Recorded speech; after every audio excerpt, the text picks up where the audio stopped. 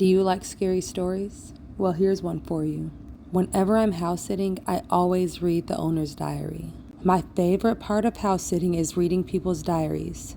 Take my latest gig, the Wrights. Mid-40s, married 2 years. They weekend in Malibu once a month, which gives me plenty of time to snoop around. I thought I hit the jackpot. The last 5 entries in Miss Wright's diary read like a soap opera.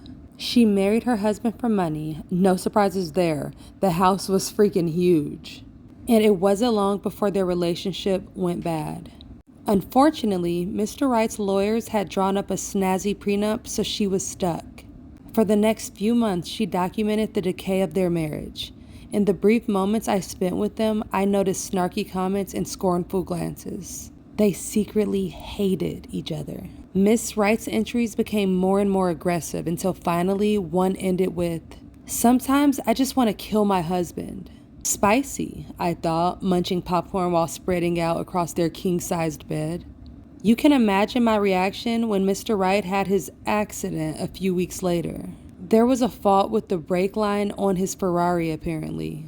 I was suspicious but had 2 problems. First, I had no evidence that Miss Wright was actually involved. And second, I couldn't reveal what I knew without basically admitting to half the neighborhood that I read their diaries. So, I hatched a plan.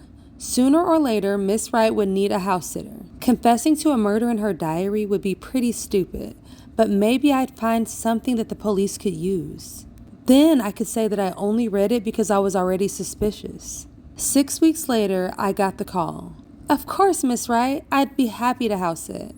I waved her off and then dashed into the bedroom. She switched hiding places, but I eventually found the diary on the back wall of her closet.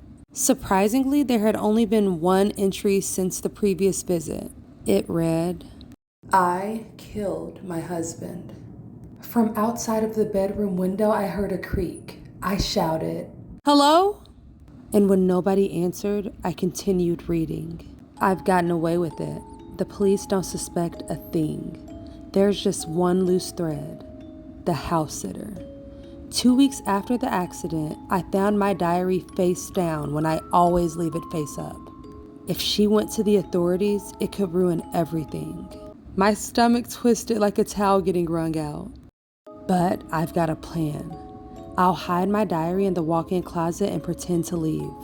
Then when she goes looking for it, I'll close the door and fly to Malibu. The door jams and can't be opened from the inside. I've taken the liberty of installing a signal blocker and even told the pool cleaner to take a few weeks off.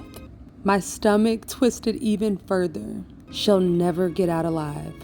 When I return, I'll dispose of the diary and then call the police.